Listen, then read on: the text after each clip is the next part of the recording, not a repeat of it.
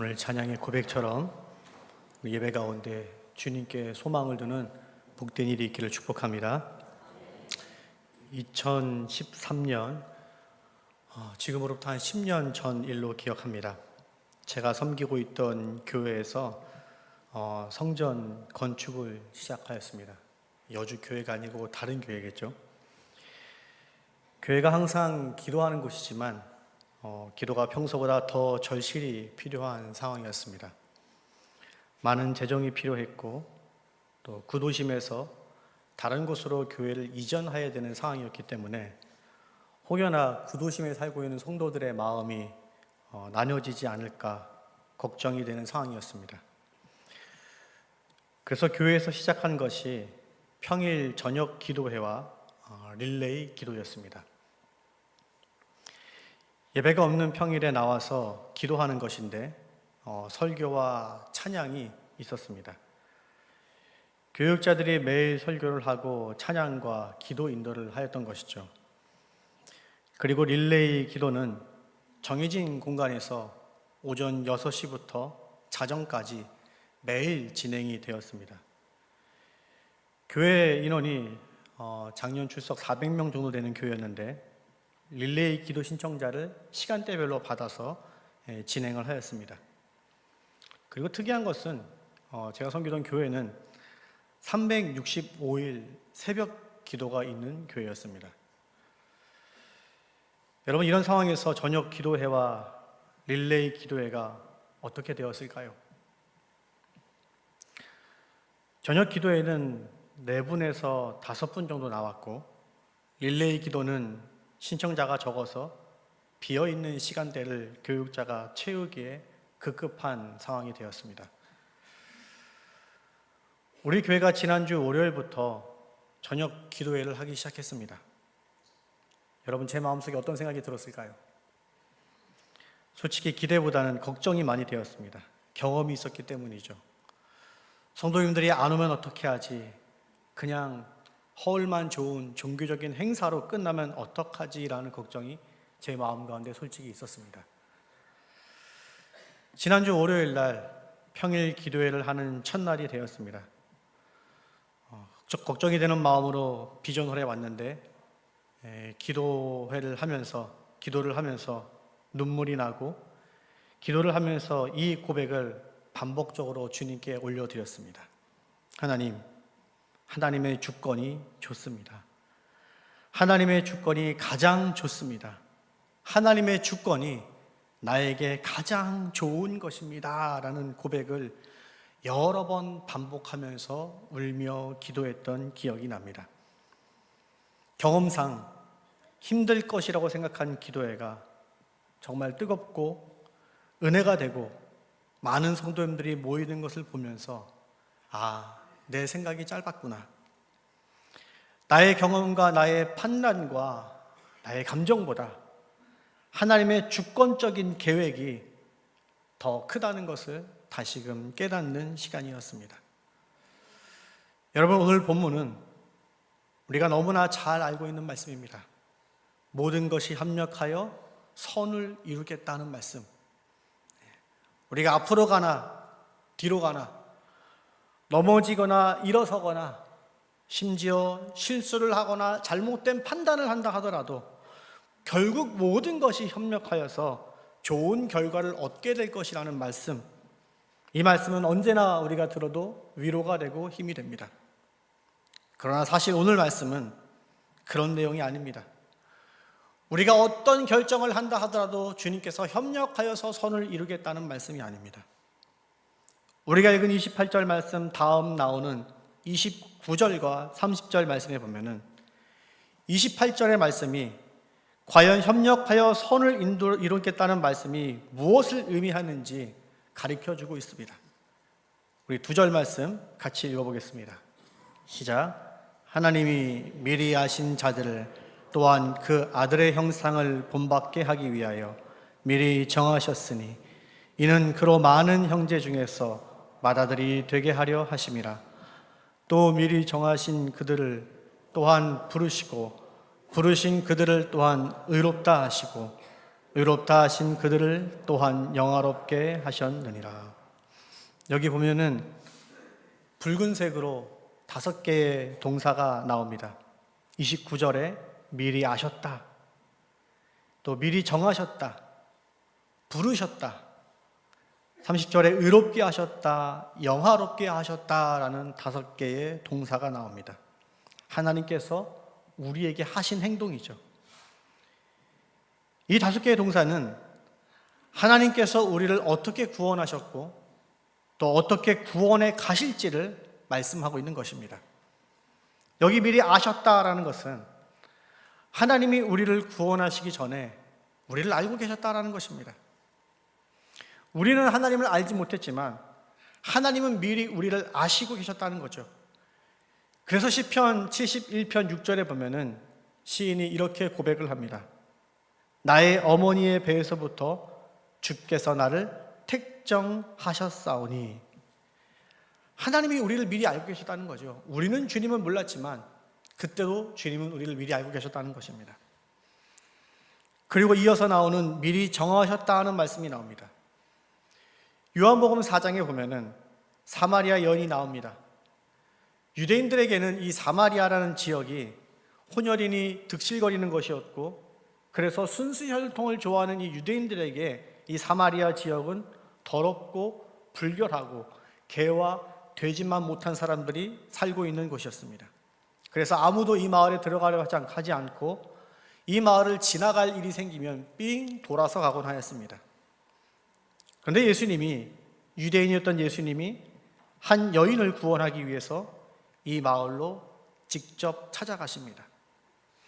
한 영혼을 구원하시기 위해서 주님이 미리 그 영혼을 정하신 것이죠. 그리고 본문에 보면은 3번째로 부르셨다라고 되어 있습니다. 우리가 읽은 로마서 말씀은 바울이 기록한 것인데, 바울은 예수를 믿는 사람들을 사실 핍박하는 사람이었습니다. 그런데 예수를 핍박하는 사람, 예수를 믿는 사람을 잡으려고 혈안이 되어 있는 그 바울에게 주님이 찾아오셔서 이렇게 말씀하십니다. 사울아 사울아, 내가 왜 나를 핍박하느냐. 주님의 이 부르심 때문에 결국 바울이 하나님께 이끌림 받습니다.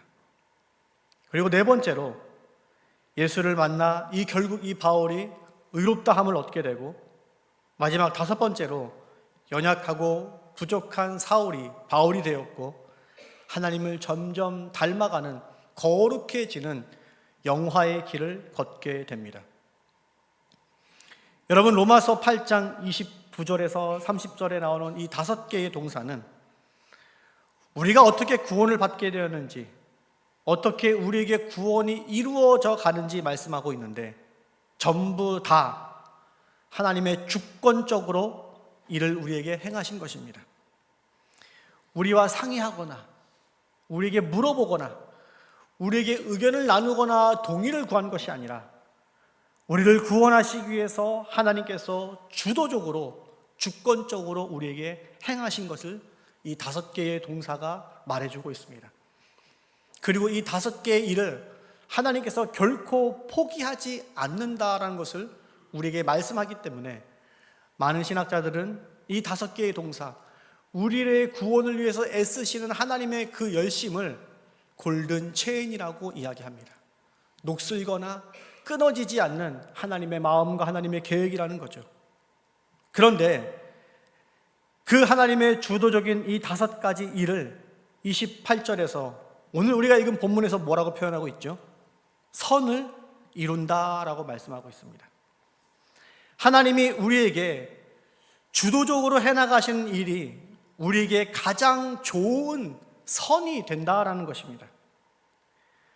우리 삶에 가장 중요하고 가장 절실한 것이 그 선이, 그 구원이 우리의 계획에서 나온 것이 아니라, 우리의 머리에서 나온 것이 아니라 하나님의 주도적으로 강권한 주권으로 우리의 삶에 허락되어진다라는 것입니다. 여러분, 우리가 그 하나님의 주권에, 그 주도적인 하나님의 계획에 우리의 삶을 맡길 때 우리의 삶이 가장 복되고 형통할 줄 믿습니다. 아브라함의 삶은 참 그렇게 하나님의 주권에 잘 따라갔으면 좋겠지만 그렇지 못한 모습이 군데군데 보여집니다. 하나님이 아브라함의 가장 좋은 것을 주시기 위해서 아브라함을 부르시죠. 말씀하십니다. 너는 내가 내게 보여줄 땅으로 가라. 내가 너로 큰 민족을 이루고 너로 복의 근원이 될 것이라 라고 약속하십니다. 하나님께서 일을 시작하시겠다는 거죠. 하나님의 이 말씀이 아브라함의 삶을 이끌어가기 시작합니다. 그런데 아브라함은 하나님의 이 말씀이 자신의 인생을 주권적으로 이끌어 가시겠다는 이 하나님의 말씀이 탐탁치 않았던 것 같습니다. 하나님께 내 인생을 맡긴다는 것이 아브라함 입장에서는 결코 편하지 않았던 것 같습니다. 그래서 어려움이 처할 때마다 자신의 형편이 하나님 말씀과 어울리지 않을 때마다 아브라함은 여지없이 자신의 생각과 계획이 툭 먼저 튀어나왔습니다. 그래서 결국 한 가지 결정을 하는데 창세기 16장 4절에 이렇게 되어 있습니다. 아브라함이 하갈과 동침하였더니, 결국 아브라함은 큰 민족을 주시겠다는 그 하나님의 주권을 믿지 못하고 자신만의 방법을 택하여 자식을 낳았습니다. 그랬더니 어떤 결과가 벌어졌냐면은 16장 4절에 이어서 이렇게 되어 있습니다. 하갈이 임신하매 그가 자기의 임신함을 알고 그의 여주인을 멸시한지라. 여주인은 사라를 말하는 거죠. 아브라함과 사라는 몸종 하갈을 통해서 자녀를 낳는 것이 가장 좋은 방법이라고 생각했는데, 그런데 그 방법이 오히려 삶을 피곤하게 하고 지치게 만들고 공동체를 깨트리는 일이 발생했다라는 것입니다. 아브라함과 사라에게 가장 좋은 것은 자신만의 방법을 찾는 것이 아니라, 자신의 뜻을 관철시키는 것이 아니라 자신을 이끌어 나가시는 그 하나님께 주권을 양도하고 맡기고 신뢰하는 것이 가장 좋은 방법이었는데 그러한 삶을 살지 못했다는 것입니다. 고등학교 3학년 때 진학을 결정해야 되는 순간이 있었습니다. 당시에 가와, 나와, 다와, 라, 전국에 있는 모든 학교가 이 네 군데의 집합에 모여서 각 군별로 하나씩 학교를 선택해야 됐습니다. 저는 두 군데 나에 있는 학교와 다에 있는 학교에만 지원하였습니다. 그랬더니 담임선생님께서 저를 교무실로 불렀습니다. 너가 그럴 상황이 아니라고. 어떻게 해서든지 많이 써서 하나라도 붙을 생각을 해야지. 이렇게 하면 안 된다고 저에게 현실을 직시하게 하셨습니다. 그러나 저는 모든 학교에 지원하는 것은 저에게 불필요한 일이라고 생각했습니다. 왜냐하면 하나님께서 저에게 주신 소명이 있었는데 그것이 나에 있는 학교와 다에 있는 학교에만 있었기 때문입니다. 진학을 준비하면서 늘 마음에 기도하는 것이 있었습니다. 하나님이 나에 대해서 가장 잘 아시는데 나는 사실 이런 정보 저런 정보를 본다고 하지만 사실 대학교에 입학하여 학교를 다닌 사람도 아니고 모르는 곳으로 가게 되는데 나에게 가장 잘 맞는 곳으로 나를 이끌어 달라고 기도하였습니다. 세상에서 좋다고 말하는 학교가 아니라, 교단에서 좋다고 말하는 학교가 아니라 그것을 다 초월하여서 나를 향한 하나님의 계획이 이루어질 수 있는 곳, 그 하나님의 주권이 있는 곳, 그곳으로 보내달라고 기도하였습니다. 그리고 나와 다에 있는 학교에서 실기시험을 보는 날이 되었습니다. 신학교에서 실기시험이라는 것은 면접과 성경고사죠. 그런데 나에 있는 학교에 가야 될 시간에 제가 그만 지각을 하고 말았습니다. 제 잘못이 아니라 막내 고모의 잘못이었습니다. 당시 일산에 살고 있는 고모 댁에서 잠을 자고 아침에 지하철을 타고 그 시험을 학교에 가야 되는 상황이었는데 고모가 1시간 반이면 충분히 간다고 했습니다. 시골 출신인 저는 그 말만 턱서 믿고 학교로 출발하였는데 도착하니까 성경고사가 이미 다 끝난 상태였습니다. 당연히 나에 있는 학교는 떨어지고 다에 있는 남은 학교에 입학하게 되었습니다. 그런데 그것이 저의 인생을 향한 하나님의 섭리였습니다. 나에게 가장 맞는 학교를 보내달라는, 나를 향한 하나님의 뜻이 이루어지는 곳으로 보내달라는 기도 응답이 바로 나는 알지 못했지만 그 다에 있는 학교였습니다. 저는 그 학교에서 전혀 예상하지 못했던 사람들을 만났고, 그곳에서 정말 나에게 맞는 것이 무엇인지 깨닫고 배우게 되었으며, 나 자신이 어떤 신학을 배우기 이전에 나 자신이 어떤 존재인지 들여다보고 또 성경을 어떻게 보고 해석하는지 공부하게 되었습니다. 돌이켜 생각해 보면은 내가 만약 가나다라에 있는 학교를 모두 지원했다라면 혹시라도 고모가 정확한 정보를 주어서 나에 있는 학교에 지각을 하지 않고 합격했다라면 어떻게 되었을까 생각만 해도 아찔합니다. 하나님의 주권을 인정하는 기도가 없었다면 어떻게 되었을까 참 상상도 하기 싫은 그림이 그려집니다. 여러분, 우리의 삶의 가장 좋은 것은 우리의 판단에서 나오는 것이 아니라 우리를 향한 하나님의 주권을 인정하고 그 하나님의 주권에 나를 맡길 때 그때 가장 선하고 아름다운 것이 우리에게 주어지고 우리의 인생이 하나님 안에서 형통하게 될 줄 믿습니다. 하나님은 우리가 예배 가운데 그것을 고백하기를 원하십니다. 출애굽기 20장 8절에서 11절을 보면은 십계명에 대한 말씀이 나옵니다. 특별히 안식일에 대해 말씀하고 있는데 우리 한 절씩 한 절씩 함께 읽어보겠습니다. 안식일을 기억하여 거룩하게 지키라. 일곱째 날은 내 하나님 여호와의 안식일인즉 너나 내 아들이나 내 딸이나 내 남종이나 내 여종이나 내 가축이나 내 문 안에 머무는 객이라도 아무 일도 하지 말라. 이는 엿새 동안에 나 여호와가 하늘과 땅과 바다와 그 가운데 모든 것을 만들고 일곱째 날에 쉬었습니다. 그러므로 나 여호와가 안식일을 복되게 하여 그날을 거룩하게 하였느니라. 아멘. 출애굽을 하고 광야를 지나가는 이스라엘 백성들에게 하나님이 안식일을 지키라라고 말씀하십니다. 가뜩이나 하루하루가 힘든데 이 백성에게 굳이 안식일을 지키라라고 말씀하시죠. 9절에서 10절에 보면은 안식일의 가장 중요한 규칙이 있는데 바로 쉬는 것입니다. 나나 내 남종이나 내 집안에 거하는 모든 사람들이 안식일 날 쉬어야 되는 것이 가장 중요한 규칙이었습니다. 6일은 열심히 일하지만 7일째 되는 날은 쉬는 것이 바로 안식이었습니다. 그러면서 왜 7일째 되는 날 안식일에 쉬어야 되는지 11절에 말씀하고 있습니다. 하나님이 천지를 창조하실 때 6일 동안은 하나님이 천지 창조를 하셨지만 7일째 되는 날은 쉬셨기 때문에 우리도 하나님과 동일하게 6일 동안은 일하지만 7일째는 쉬라는 말이었습니다. 여러분 이해가 되십니까? 여러분 이 말이 동의가 되십니까? 무슨 말인지는 알겠는데 뭘 하라 하는 말인지는 알겠는데 이 말에 쉽게 동의가 되지 않습니다. 하나님이 창조하실 때 7일 때 쉬었던 것과 오늘 내가 7일 때 쉬어야 되는 주일에 쉬어야 되는 이유가 서로 연관이 잘 되지 않습니다. 하나님은 쉬셨지만 나는 일할 수 있는 것이죠. 도대체 그게 무슨 상관이 있을까라고 생각이 듭니다. 그런데 우리가 읽은 말씀 11절에 보면은 하나님이 일곱째 날 쉬셨다라고 되어 있는데 하나님이 일곱째 날 왜 쉬었을까요?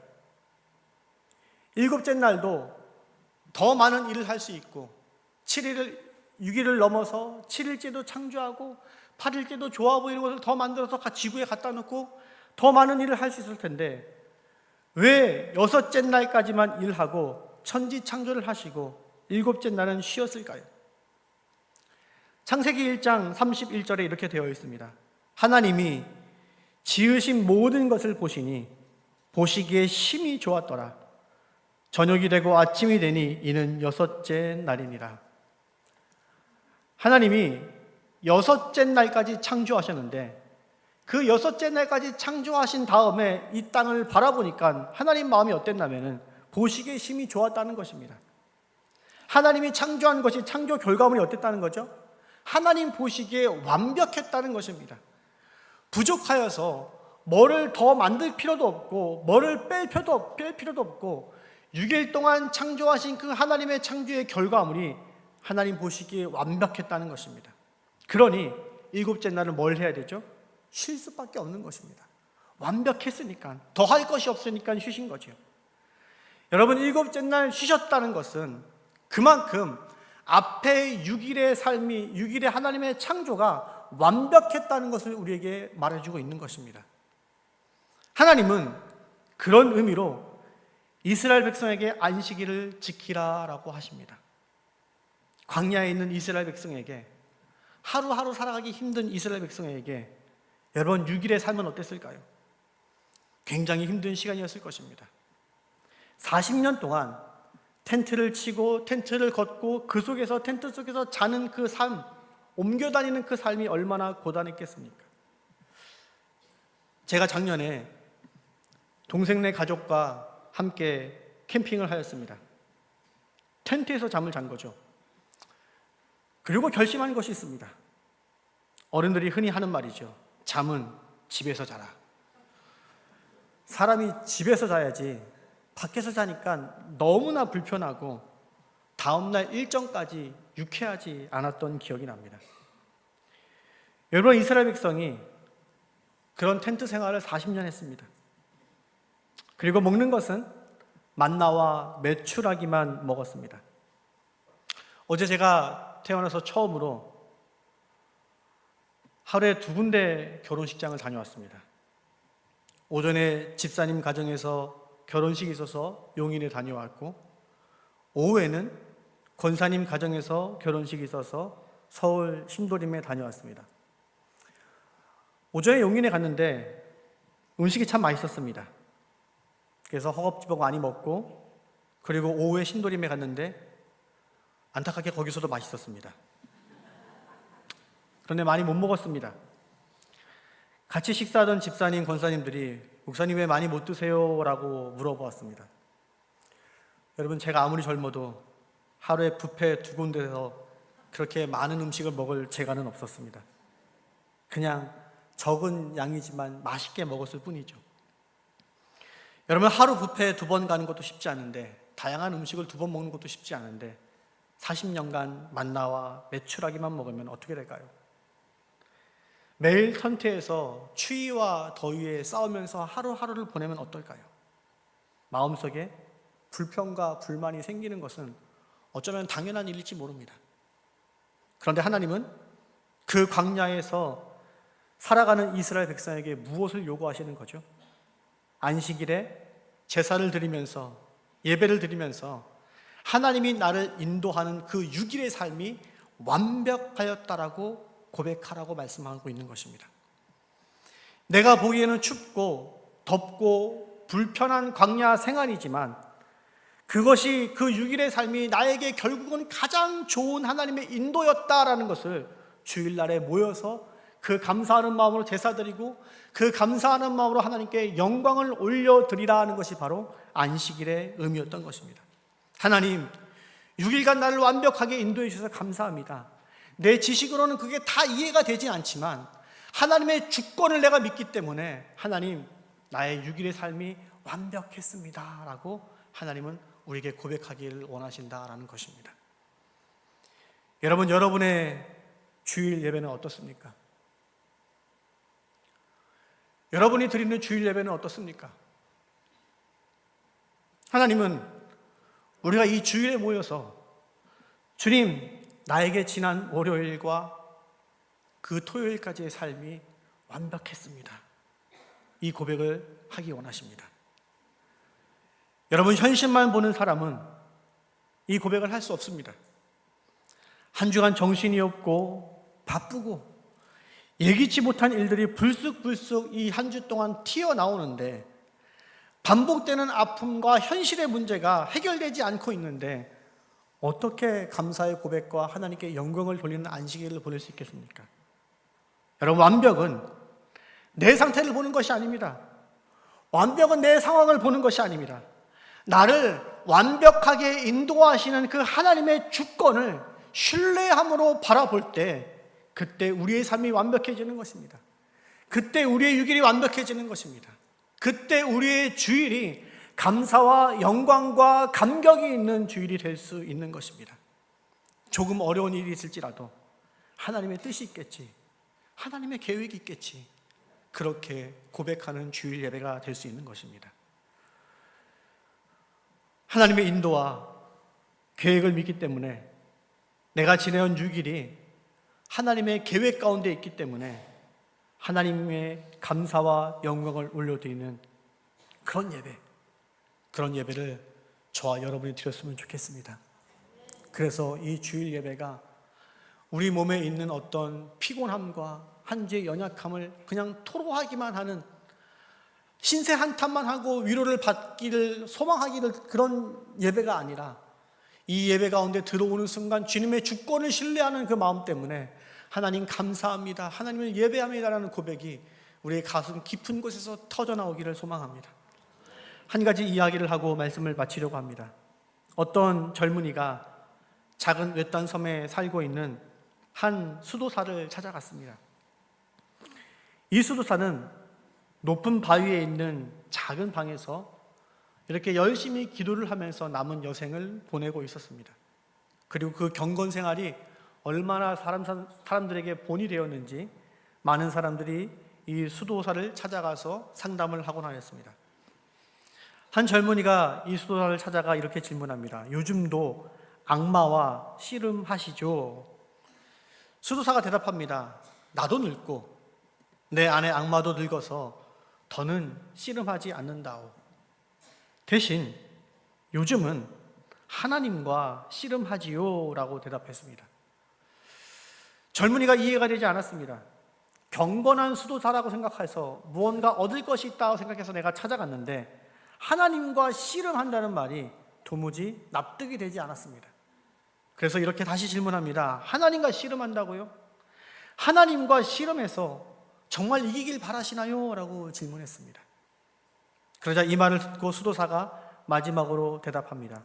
아니요, 나는 하나님께 지기 위해서 끊임없이 씨름합니다 라고 대답했습니다. 여러분, 예배는, 기도는 하나님을 설득하는 시간이 아니라 하나님께 설득되는 시간입니다. 왜냐하면 내 생각은 미흡하지만 나를 향한 하나님의 주권과 계획은 완벽하기 때문입니다. 오늘 이 시간의 예배가 또 한 주를 살아가는 여러분의 삶이 이 완벽하게 우리를 인도하시는 하나님의 주권을 신뢰하는 복된 시간이 되기를 바랍니다. 그래서 슬픔과 한탄을 넘어서서 우리를 인도하시는 하나님의 주권을 바라보는 그 믿음 때문에 우리의 삶의 기쁨이 깨어지지 않고 감사와 경배가 더 깊어지는 그러한 저와 여러분의 삶이 되기를 주의 이름으로 축복합니다.